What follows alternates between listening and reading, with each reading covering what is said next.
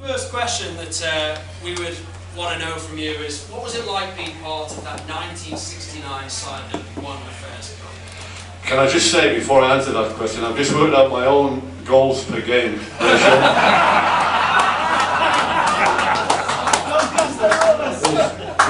one every 250.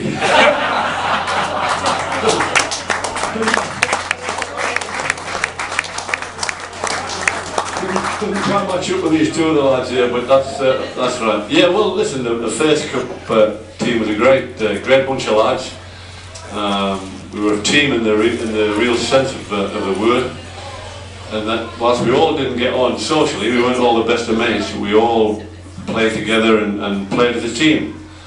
When we qualified by the back door really, and we were written off by the critics. And we just thought, well, you know what, we've got nothing to lose here. Every game we played, we were the underdogs, and we just kept getting through.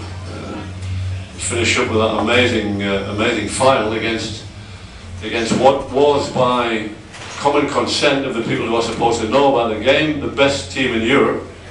You know, that knocked Leeds United out, who went on to win the title that year. Don Revie said they were the best team in Europe. One or two others said we would get slaughtered. So it was a great thing, you know. And I'm sure most of you know we had a reunion last week up in the northeast, and virtually all the lads were there. There's only Jackie Sinclair is the only one who's passed away. All the rest of the lads are there, and it's we still get on very well, you know.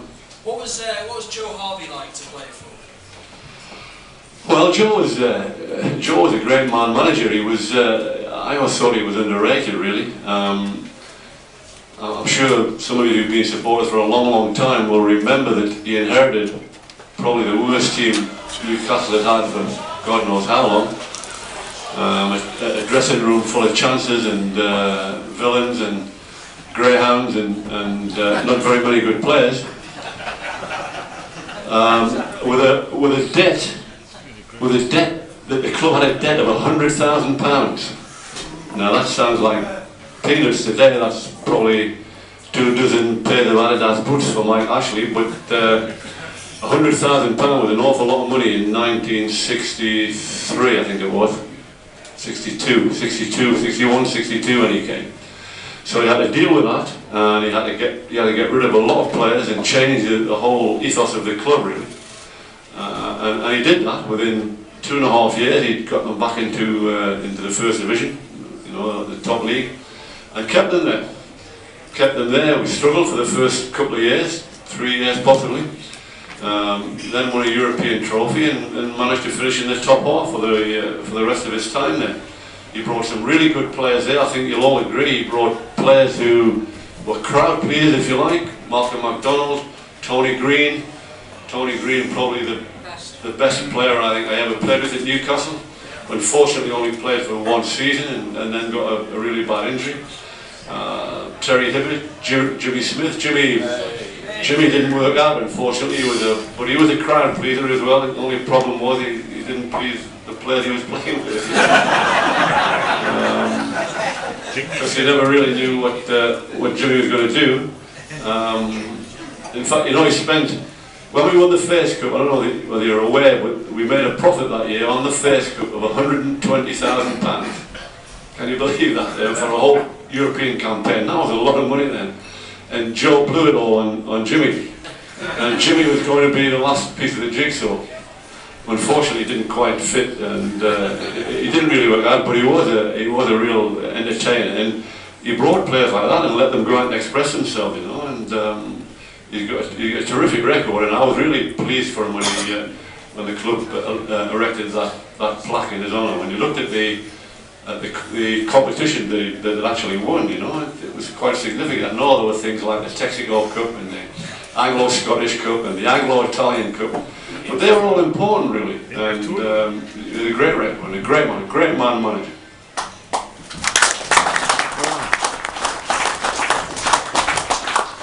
Most of you all know that the Joe Harvey plaque that Frank's talking about, this club, in fact, were the biggest sort of contributors towards that flag. I think £2,500 there or thereabouts was raised by this actual club. It sits there very proudly at St James's Park in the reception now, and another testament to this team and all of you here today. So well done to yourselves. Fantastic, well done. That's £2,500 more than the club contributed. Yeah. Kind of on that note, before we pass on to Arthur, Frank, how disappointing is it then that we talk about that great year 1969 and sitting here all these years later that Newcastle still haven't won? We had a lot of hullabaloo before the final. The team was picked by the manager, and he left Jackie Milburn out of the side. And the board of directors immediately called a meeting, and they actually sacked the manager.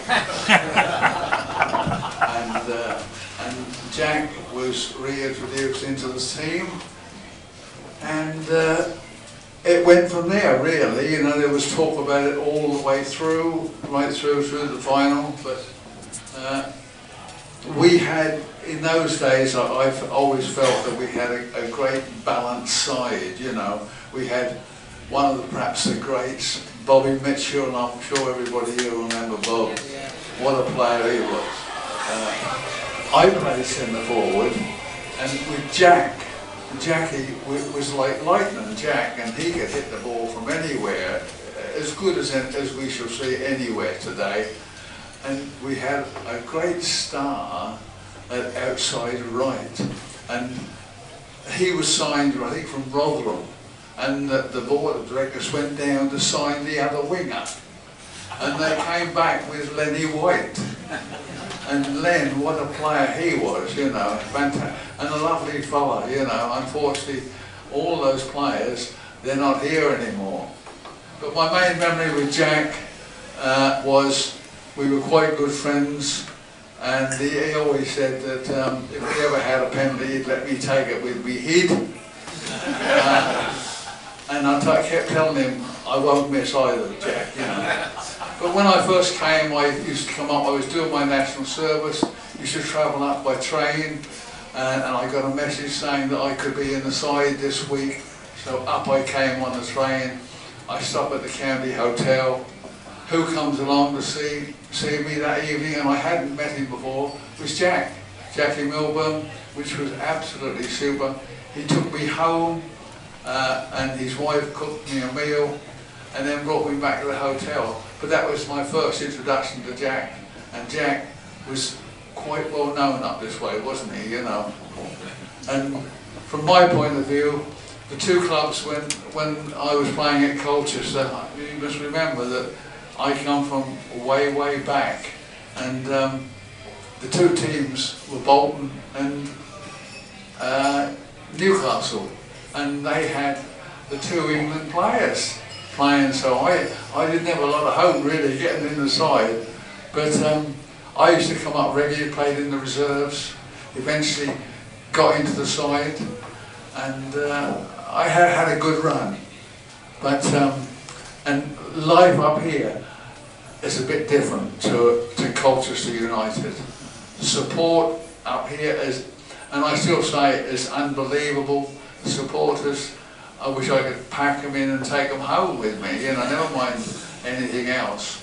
But a fantastic time I had here, and everybody knows you. You get known. I used to go back on the train, on the sleeper, back to do my national service, and the attendants used to say, hang on Vic, hang on boy. I used to have a third-class ticket. Hang on, wait till we get to the next stop, and we'll upgrade. And they always upgrade to be in the first class. And when we get down to the station, I could stay on another hour, and they'd bring me breakfast. They were absolutely fantastic to me. And in all fairness, again, the crowd up here were pretty good towards me as well. I never had a gripe anywhere, and as long as I used to score the odd goal or two, and I think, you know, if you look at my record, it was quite good, you know.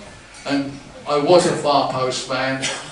Mitchell, Bobby Mitchell, what a player he was.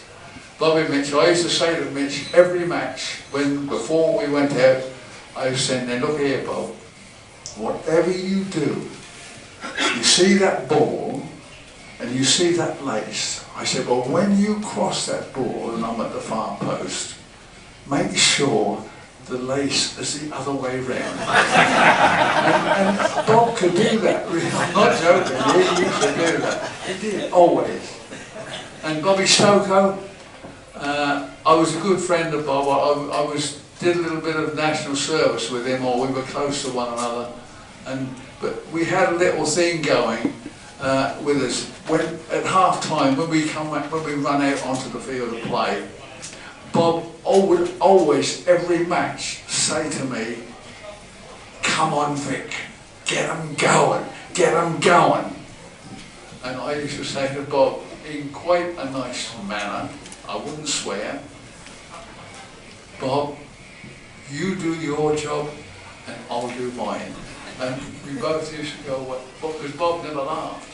And he used to laugh, we laughed the heads up. And that is the gospel truth, that is really. But to me, Lenny White was the wonder man, you know, and he took over as centre forward when I left, actually, didn't he? And he scored a lot of goals. He should have played for England and missed out. I was surprised when I looked at the team sheet, Vic. I saw that actually in the final you wore the number 9 shirt, the famous Newcastle number 9. I wish I could find it. And in fact, so Jackie was wearing the number 10, I think, was it? And so when Jackie scored it, and a lot of people thought it was you that got that. I scored ahead. Well, he didn't score too many, Jack, you know. Not with his head, anyway. No, he didn't. No. Although, having said that, he scored a hat-trick in an international for England, didn't he? He scored 3 headers in a header. That's right. Yeah.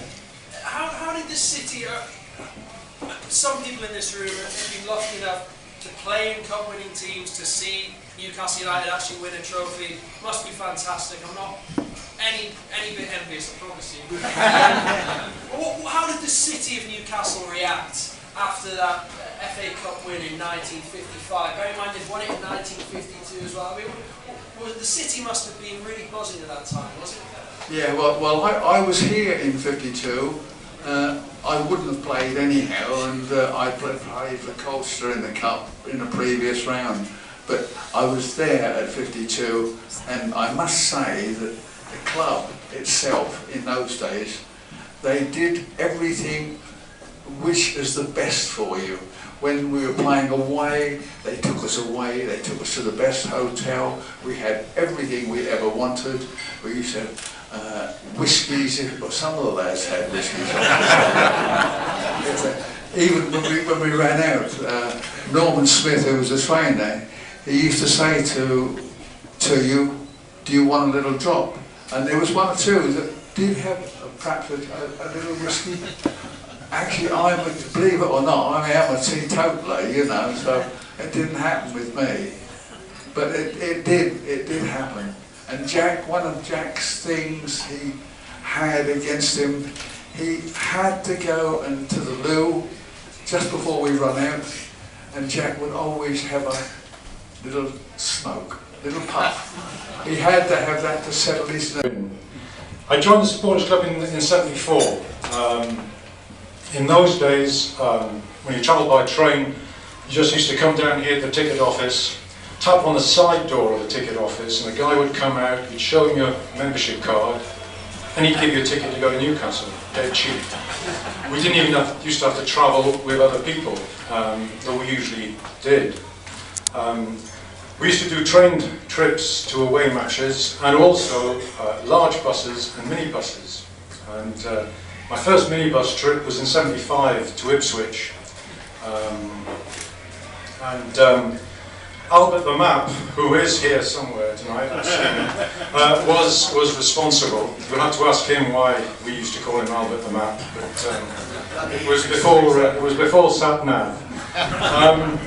We stopped on the way at Mervyn Day's dad's pub somewhere in Essex and had a few drinks. And then as now, I had a dreadfully poor bladder and had to stop. We stopped in a big shopping street somewhere in Ipswich, found a little space between two shops. I had the minibus behind me, so I thought, okay, it's not going to be too bad.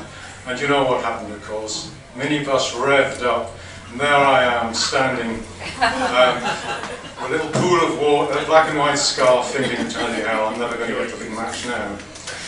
We got there, lost 5-4. You weren't playing, Frank, so we can't hold you responsible for that. I think it was Mickey Barker at fullback.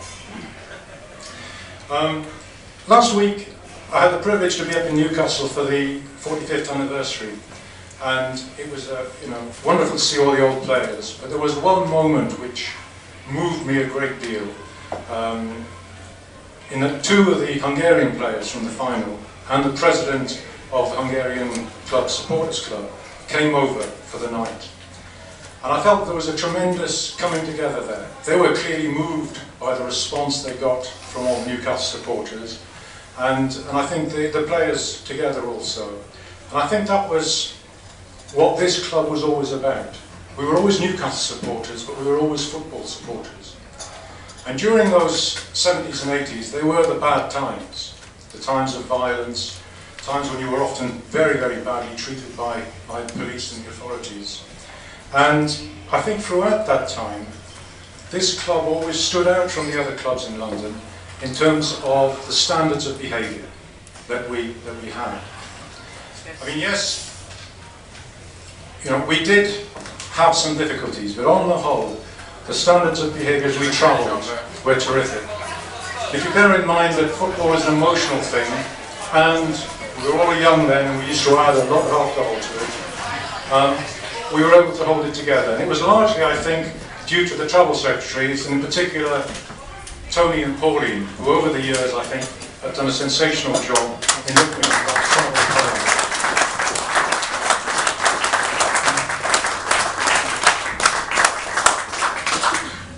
We often travelled up to Newcastle with other supporters from London as part of the upskill thing, even sometimes sharing our tickets and carriages with Sunderland. Were they carrying the bags? Which I know, yes, I know. It wasn't all that bad in the old days, and also with the London clubs, whenever we played at home. Going up was always okay, coming back was always very edgy. And there's one man I've always been looking for, ever since the League Cup semi-final match, because if it hadn't been for Cinzano George, I would never have been able to make it back to London. But he went up and down that train and he told the Spurs lads to leave us alone, and they did. And they had a dreadful battering that night in Newcastle. So if you ever come across Cinzano George, thank him from me. Sometimes we actually even used to share football specials. I remember coming up with QPR once, and it was great to arrive at Manners Station and see the look on all the hard lads who were there looking for the Cockneys. And there we all come out in black and white, and they just didn't know what to do. We did have some special people that we sometimes worried me a lot. There was Mad Bob from, I don't know if he's here tonight, Mad Bob from Peterborough. And of course there was Jim, you remember him, terrifying. And there was Jim from Southend, the only person from the supporters club to ever get into private eye, following an incident at New Street after a match at West Brom, when he stole a British Rail sandwich. He was slightly sent down for it, but as private eye said, surely he could have pleaded insanity. I'm often asked by French friends what it is I miss about England. And apart from Indian food, I say travelling to the matches. Not the matches themselves, because in many ways you can still see football. It was always what this supporters club had in terms of shared memories, fun, jokes, all the rest of it. When I heard from my wife that she'd told Simon that I was going to talk, so it was news to me. It was last Thursday when I was up in Newcastle, she made this agreement. First thing that I thought about, which in some ways I thought summed up some of our trips, was when we came back from Huddersfield after we'd clinched promotion, and Keegan was a player. And I think we changed trains at Doncaster. It was a messy business. British Rail had forgotten to book us on the train, and we decided to stay as a group, so the only place to go was clearly to go to first class. We got into first class, and of course first class passengers were a little unhappy. We were loud, not rowdy, just very, very happy. Anyway, we all sat down, they were unhappy, the inspector comes along, they all perked up. They could see that they were going to get rid of the riff-raff. He looked at our second class tickets, then he looked at the tables and saw the Huddersfield pitch laid out on first class tables, and he wisely decided to move on and leave us there. I did that night, I did fail though to get the free tea and coffee. Thanks also to the club for my only TV appearance, when, with Steve, we were on, I think it was Balderdash, explaining to the nation the origin of the term Mackem. And it started very well. We were in Acton Park, there was a light drizzle, temperature was about 4 degrees. The first take, there the two of us in our strips, striding towards the cameras. It was okay. By the time we got to about take 6 or 7, Steve's love for the Mackems had completely gone. You know, and it did come out, because when the BBC put it out, there was a guy down my street in Shepherd's Bush, and he came and found me and he said, "My God, I've just seen that. If you ever go to Sunderland, you've got to go disguised." But anyway, before I finish, I must try and thank people. I mentioned Pauline and Tony, who, in the years I've been in the Supporters Club, have made huge contributions. I've also put down here Steve Wilkinson, who helped a lot at the very, very beginning when I became secretary. I still remember with chills my first AGM upstairs in the new inn on Tottenham Court Road. There must have been about 100 people. I don't think anyone was sober. It was an absolute nightmare. And what he spent it on. Nick, Des would like to know how much you got paid for the 1955 FA Cup run, and more importantly, what did you spend it on? I can enlarge on that. Well, when we got paid, we were on a bonus of £25, and if we lost, we didn't get anything. And before the match, in the hotel, there was a very famous pianist, and he told us to bet a horse that day at Newmarket. And it was about 3-1, and Schooler and myself, we had our £25 on the horse, and we got beat. That, as far as the bonuses goes, it wasn't very good for us.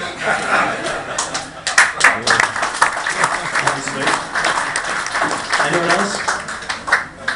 Yes. Yeah, could I ask Frank 2 questions, or 1 question about managers? As a Newcastle fan, I'm interested to see... Say it in here so everyone... Yeah, as a Newcastle fan, I'm interested to see him talk about Joe Harvey, but also he played for probably, well, he thought he was the best manager ever, Brian Clough, and I'd be interested to see if he's got any thoughts about Cloughie. Frank? Cloughie, yeah. Well, as I said earlier, Joe Harvey was a very, very good manager. Brian Clough was a great manager. What he achieved with 2, what you might call fairly provincial clubs, certainly compared to Newcastle United, was amazing, an incredible achievement. His great strength, like Joe, was man management, but he had extra things. Management is largely about managing the people who work for you and getting the best out of them, and the acquisition of talent. Obviously, you've got to get the good players in. There's no real secret to success in football. You need great management and some very, very good players and a bit of character in your team. He was very, very good at that. He never asked us to do anything clever, anything complicated. He never asked anybody that he brought into the club to do something that they couldn't do. And we just had a very, very good balanced team. And he had the most amazing attention to detail. Some of the things that were just incredible. I'll give you a quick example. When I first went there, I was 31, I think, when I got off free at Newcastle, and I had an injury or two. And I'm sure you all remember Muhammad Ali. Well, I read a quote in the paper. Somebody asked him, as you're getting older, do you train less? Do you not train as hard as you used to when you were a young man? And he said, I train even harder now because I want to keep boxing for as long as I can, and I feel I have to train harder. So I thought, well, if it's good enough for him, it's good enough for me. So when I went down to Forest, I was adamant that I was going to, really train hard. Well, as most of you probably heard, once the pre-season was over with Brian, you didn't really train particularly hard. And we used to get a lot of time off. We would play on a Saturday, and he might say, "All right, lads, I'll see you on Thursday." Which is great in a way. I thought this can't be right. Like, so me thinking I was smug and what a good profession and all that sort of crap. I used to go out running occasionally just on the roads around where I lived. I lived in this village just outside Nottingham. Nothing too strenuous, but doing something, and I thought I was clever. Anyway, a supporter saw me doing that one day, and he wrote to the papers and said, "Isn't this wonderful that we've got a great professional at the club? On his day off, he's out working, training and running." So I'm going the next day, and I'm thinking, that'll do for me, like. And club said, "Hey, I've just seen that fucking letter in the papers." He said, "When I give you a day off, you have a day off. Otherwise I'll fire you." So I tried to argue with him, not for very long, I have to say. And then said, "Okay, boss, you're right." So this was in the kind of October. Well, I'd just gone there, I'd only played maybe a dozen games. Anyway, after the end of my second season there, I'd played every game. I'd not missed a game for 2 years. I'd played 102 consecutive games.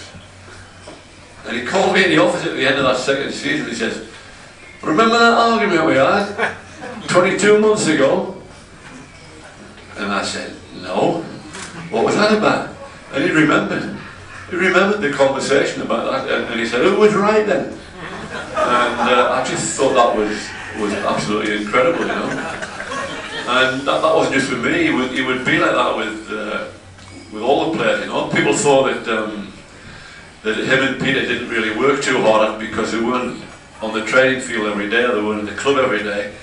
But they were working when they were together especially, they were working 24 hours a day, thinking about things. How can we get an edge? How can we do this? How can we do that, And he would do things that were just outrageous. We played Southampton in the League Cup final, and we were red hot favourites for the game, absolutely red hot favourites. We went down to the West Lodge Park on the night before, and what we used to do is to have a meal in Nottingham, and then get on the bus and drive to where we were going and go straight to bed. So we get there about 9:30, and we were all straight up to bed. And we were upstairs about 15 minutes, and the coaches came up and said, "All right, all of you get down, get into the lounge. The Gaffer wants to see you, the boss wants to see you." Archie Gemmell was already in bed, didn't want to get out, and anyway, he had to get out, they've told him. So we all went down into this lounge, and there were Cloughie and Peter Taylor, and about 5 crates of champagne. And they locked the doors, and they said, "Right, nobody's going to bed till we say so." And it must have been about midnight, 1 o'clock before they let us go to bed. And all they did all the time was just tell funny stories about their time in Hartlepool, and you can imagine there'd be plenty of funny stories about their time in Hartlepool. And it was unbelievable. Half the lads were pissed as rats. We've gone to bed anyway, and we go to Wembley the next day. The first half we were absolute rubbish, absolutely hopeless. And I think we went in at half time 1-down, but we actually come back and we win the game, beat Southampton 3-2. And a few months later, I picked up the courage to go and ask him. I said, "Boss, why did he do that way?" I said, "It's something I would never dream of doing that way." And he said, "Well," we looked at you all when you got off the coach, and you all looked tense and strained and uptight. And we just thought that you were all suffering a little bit because you were because we hadn't been favourites before, really, that you were the red hot favourites for him. We just wanted to relax you, you know. And he would do that kind of thing. You know, I'll tell you one more story. I'm sorry. We went to Liverpool in the second leg of the European Cup first round. We'd beaten them 2-0 at the City Ground. And we went, get the beer, Dad. Albert says, boss, I put them in the boot. He said, I didn't think you would want them till we came back. Like, he said, get in that boot and get them out. And he went around the coach, made everybody have a bottle of beer. This is like 12 o'clock on the day of the second leg. It was probably the most important game the club has played for God knows how long. And then we went there, we drew 0-0 and we got through, you know. Those kind of things, he would just do that, you know. He would do the unorthodox, you know. We'd come in and we would play badly or we lost and we'd expect a bollock and then we didn't get one.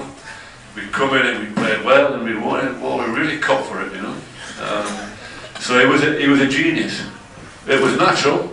He'd never read a book in his life. He'd never taken a management course in his life. He used to play up this bit that he had no education. He wasn't particularly well educated in terms of educational qualifications. He left school when he was 15. There's lots of lads did in those days.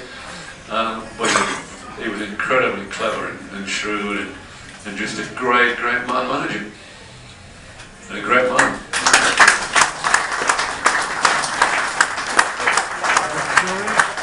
I think while we're talking about other people mentioned there, Muhammad Ali, Brian Clough, I want to just come on to Arthur very quickly because Arthur, I know you played against Kevin Keegan, a great Newcastle player of course, but I'm more interested in the fact of what it was like when you played at Watford and Elton John owned the club, because I think your time in the club with Elton John owning, there was some interesting things happened, didn't there?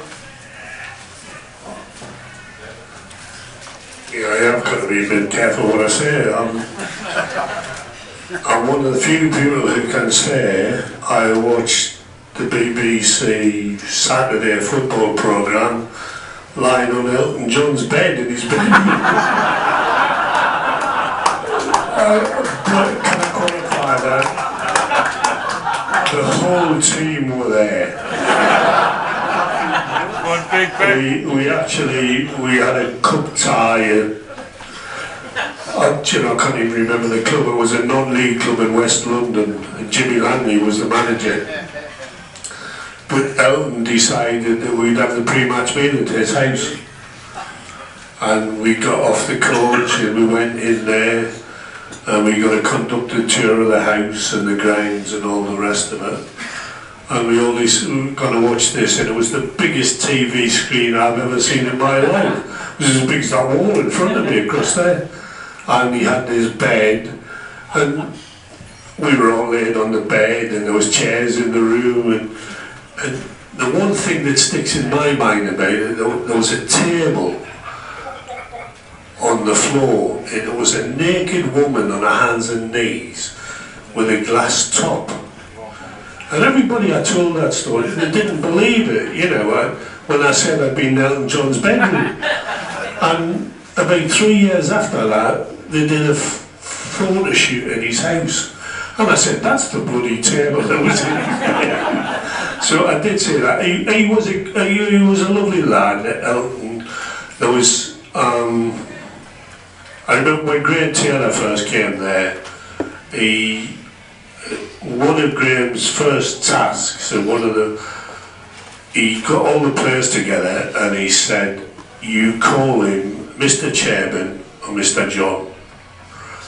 You do not call him Elton. He said, I've got to educate him how to become a chairman of a football club. Because Elton used to turn up in all the boiler suits and the big spectacles and all the rest of it, and he was show business. And when I first went there, I used to take some friends up from Gravesend. We had a guy. Elton was one of the boys. He wanted to be one of the boys. We'd go in the bar after the game, and he'd have a drink. And one of my mates was buying the drinks in the bar after the game. And Elton walked in and he said, "I'll get them." And my mate Trevor was getting the drinks, and he said, "No." He said, "What do you want to drink?" He said, "No, I'll get them." And he insisted on paying for them. He said to Dennis Bond, who was our skipper at the time, "Do you want to drink, Bondy?" And he said Bondy used to drink light and bitter, which Southern people don't know what light and bitter is, but Geordies really didn't. But Southerners will know what light and bitter is. And Dennis said, "I'll have a brandy." And Elton John said, "Bollocks, you'll have a light and bitter with light." He wouldn't pay for it. But he really was, he was a nice guy. He would do anything for it. When he brought a record day, he always used to bring a box of records in for everybody. And he was, you know, he wasn't a football chairman as we knew them. I mean, we all know what chairmen are, you know, and you respect your chairman. But we respected Elton. Graham Taylor said, he's got to learn how to be a chairman. He's got to walk into another boardroom wearing a suit and shirt and tie, and Elton didn't do suits and shirts and ties. But nice guy, really nice guy. I wouldn't have anything said against him.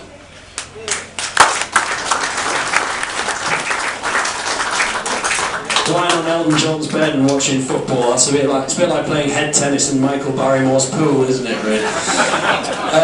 Great story there, Arthur. Any more questions from the field as well for any of the guys? Frank, it's for Frank. Yeah? Who was his musical inspiration? Who was Frank's musical inspiration? We did meet once, I don't remember, at the Borderline. Albert Lee was playing. Oh, absolutely. Yeah. Who was my musical inspiration? Well, probably not many people here who go this far back, but Lonnie Donegan was actually my inspiration. When he started, I was about 12 or 13, and don't forget, before that there'd been orchestras and proper singers and complicated musicians and all that sort of thing. And here's a guy making music, and all he needed to do was have 3 chords. That really appealed to me, and I've not really progressed from there since. I still play most of the songs that only need 3 chords. Who? He was from, yeah, he was. Well, glad he was born in Glasgow actually, but he lived in Dartford. So it was him really, but I did like Albert Lee at the Borderline. That was a good night. I've seen a few good shows there. What are the footballers that you've made with the musical? Because we were chatting about this before, and you don't really associate football people with music. Robbie Solano. Robbie Solano's trumpet. Good point. Any holiday? Well, the one that John Gregory is quite a good guitarist, and he plays a bit of Lonnie Donegan stuff. Martin Buchan was quite a decent guitarist, but I don't know that many really. They all think they can sing, but which one? No,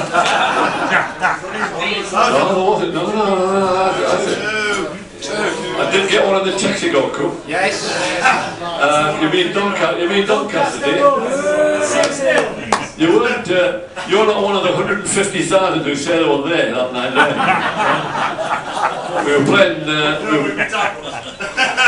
playing Doncaster in the League Cup, and there was a crowd of about 11,000. And since that night, I've met 52,000 people who said they were there. And as you all know, of course, I'm sure you all know, I hadn't scored a goal. I used to get a nosebleed if I crossed the halfway line. And we were beating Doncaster 5-0. And somehow, I can't remember how, I can't talk you through it because I can't remember. You cut in from the left wing. Did I? All right. I cut in, my God. In the top right hand corner. Really? That'll do for me. And the crowd went berserk. The crowd went berserk. They invaded the pitch. All the players came running at me, and the Doncaster lads are looking at each other and saying, "What's happening? That's 6-0." And I remember I played with one of the lads that night with a lad called Terry Curran, playing with Doncaster. He came to Forest when I was there, and he said to me, "What was all that about that said, well, that was the only goal I ever scored, you know, so it was quite thrilling. But I did actually score a league goal when I went to Nottingham Forest. People think that winning 2 European Cups was Brian Clough's greatest achievement. Well, let you tell me, he actually enabled me to score a league goal. It's not just about Trump's winning 2 European Cups.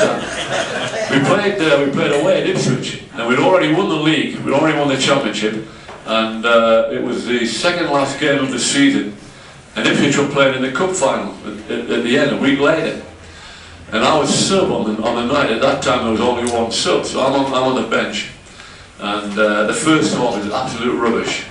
We've won the league and we've shot it really. Ipswich are playing in the cup final, don't really want to know, you know, not interested. So the game is awful. So we're coming in half time and BC goes absolutely berserk.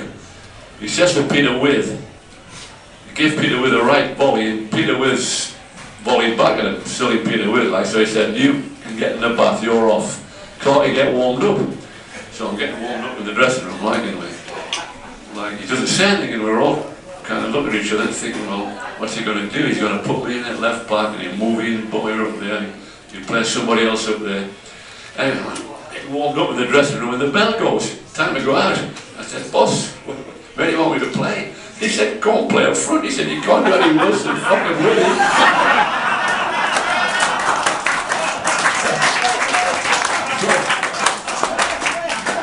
So that Larry Lloyd actually burst out laughing. So anyway, we go out for the second half, and there's a big Irish centre half player for Ipswich called Alan Hunter. Big nasty piece of work, but a great lad, and I knew Alan quite well because he was actually Willie McFall's cousin. So I knew him quite well. So before I get anywhere near the ball, I decided to look to Alan and I said, listen Alan, I said, you're playing in that cup final, aren't you, next week? Well, you know, just remember that. If you want to play in that cup final, don't get too vigorous with me, and I won't promise I won't kick you either. Like, yeah, that's all right. So the game goes on, and we get a corner, don't we? We get a corner, and I'm in the penalty area, and I don't know where to start. As you all know, I've never been in there before. And I'm looking around and I'm a bit embarrassed really. And Archie Gemmell, who was playing up front with me, said, George, just stand there, like, you know. So I'm standing there, the ball comes on, it drops right at my feet. Even I can't miss 2 yards, I'm deadly from 2 yards. I kept telling the manager I was deadly from 2 yards, I just never got there, like, you know. And I smashed it in the net. The players have gone berserk, Cloughie and Taylor up off the bench, running all over the place. Unbelievable. And at the end of the game, Bobby Robson was the manager at Ipswich, and Peter Taylor's gone in to get the match ball so he can get an autograph, and Bobby wouldn't give him it. You wouldn't believe that I'd played all 550 games and never scored a goal. So listen, and I've still got that ball, I've got the ball from the Dutch, so the secret is, don't score very often, you get a ball every time you score.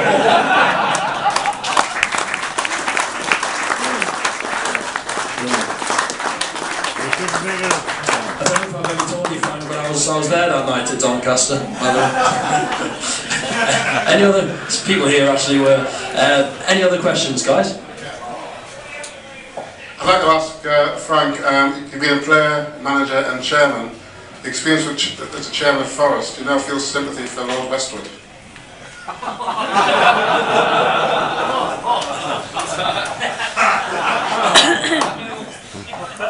Listen, I've never been one to bear grudges. And Lord Westwood was chairman, as you rightly say, when I played there. And in the January 1974, if you remember, I'd been in and out of the team that season. Alan Kennedy was, no, 75, sorry, January 75. Alan Kennedy was coming through, was looking a good prospect. I'd had 1 or 2 injuries, as I say. And in the January, I got a phone call from a guy called Wally Barnes. I'm sure some of you remember him. He used to play for Arsenal. Who was then an agent, and he was working for a club in America called San Jose Earthquakes. It was when Pele and all that lot were playing out in America. And he said, we'd like you to come out in the summer and play out here. Well, I thought that could be a great opportunity. So I did the right thing. I went to Joe. I said, listen, I've had this call, Joe.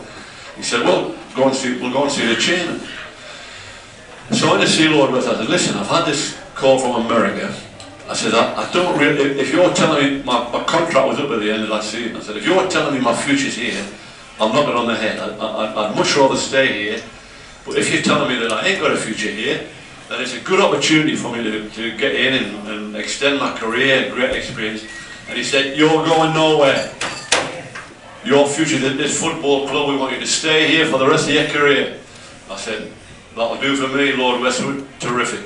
So I knocked America on the head. That was in January. April the 28th, last game of the season, v Birmingham at home. I'm sitting in the dressing room with Keeble, who was the first team coach. Everybody else had gone. I was always usually the last to leave the dressing room. In walks Joe. He said, I don't know how to tell you this, fella. He said, we've all been sacked. He'd been moved upstairs. Keith had been sacked as first team coach, and I'd been given a free transfer. That was, you know, so me and Lord Bill weren't on the best of, you know. But, you know, you get on with life anyway. But then you talk about how sometimes life turns around. I go to Nottingham Forest, we play Liverpool in the League Cup final at Wembley, and we draw. We're lucky to draw, but we draw. We play the replay at Old Trafford. We beat Liverpool 1-0. Who's presenting the medals? The chairman of the Football League, Lord Westwood. Yeah, being the chairman was an interesting experience, very interesting. It was all right for a while, because Nigel Downey had resigned and he'd left, or we thought he'd left a process in place to cover all the debts that we had, and then he died. And the day that he died, his estate said, well, no, he hasn't made a process. We thought he had. They said he hadn't. Our barrister said he had. Their barrister said he hadn't. We couldn't afford to take them to court. We couldn't wait. We'd be out of business. So for the next 6 months, it was awful. I didn't enjoy it at all. Every month we were desperately pleading with the people in London to send us some money to keep the club going. We were really close to going out of business, probably 3 times. So I did feel a bit more sympathetic towards Lord Westwood after that, I have to say.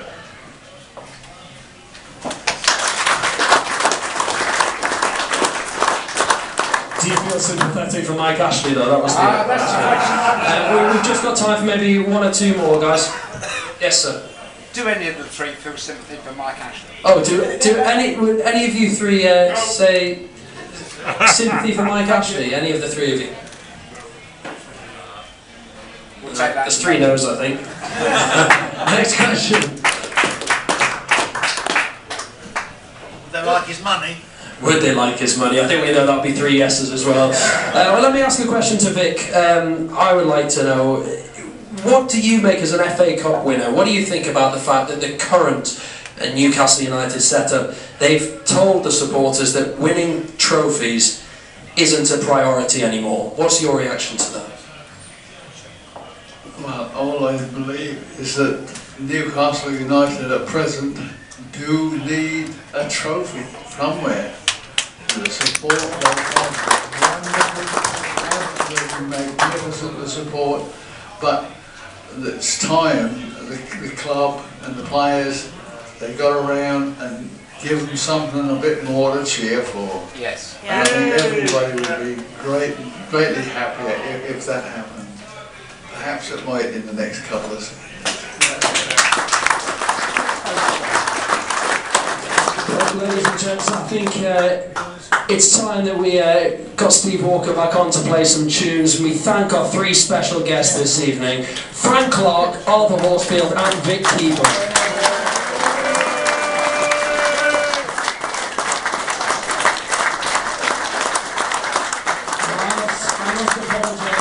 I have to run. I'm actually live on Sky Sports News at 7 AM, so I have to be at work for 4 AM.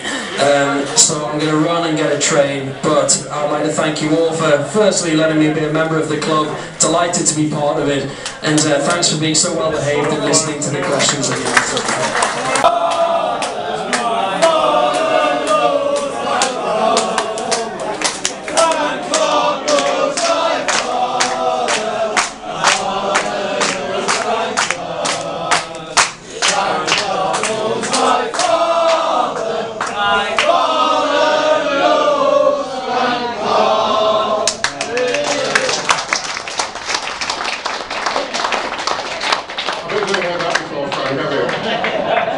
Can I just ask you to put your hands together for a man who's he's bought a new house, he's organised bleeding races, and he's organised today, Simon Newell.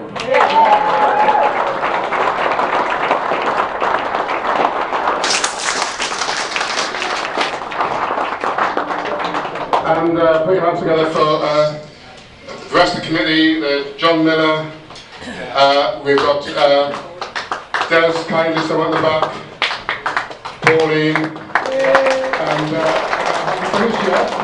We've got Chloe, Marhood looking right at the very back, I think. And there are two ex officio members, Nick Young and Terry Ross.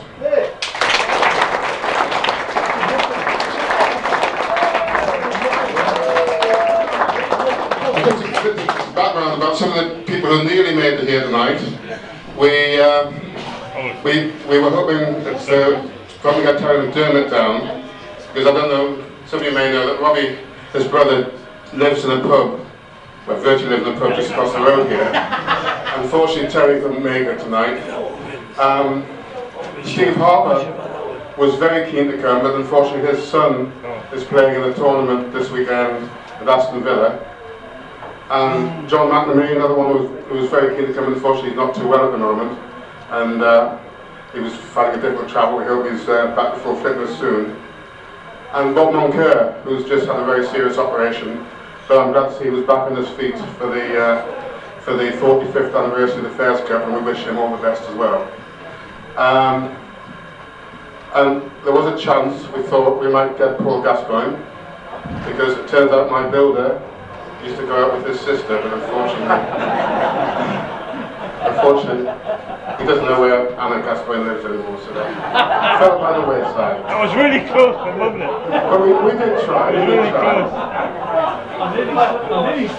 Okay, Simon, we're going to draw the raffle now, or we're going to have some music? We're going to do the raffle now.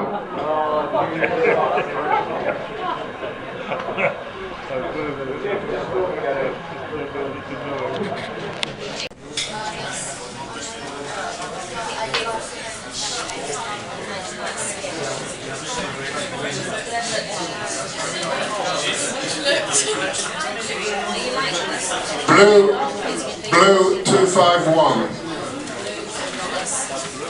Sorry, a bluey white, I'm told by my fashion consultant here. Bluey white 251. Bluey white? Is that bluey white? That's the bluey white, yeah. Looks white to me. That's a bluey white. Don't argue. It's white. Is it white? Is it 251? Yeah, 251, yeah. We'll get up here and choose a prize. Alright.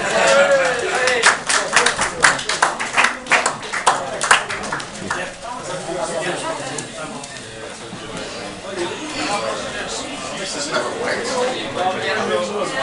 is the man who once got confused playing pool and hit the red ball, thinking it was a black ball, but we won't say too much about his colour coordination. He's got the shirt, and oh, fair play. Yeah. I'd go for this shirt, I've got to just say that this shirt that was kindly donated by Paul Mann, that Ian McIntyre's modelling now.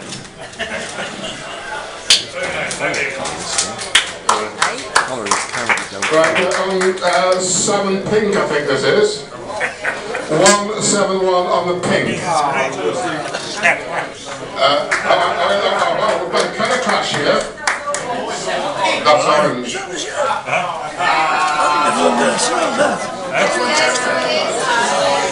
Got the shirt, man. Yeah, he's probably Moncur, yeah. Yeah. I think that's fantastic. Well done, Ian. Well done. That's very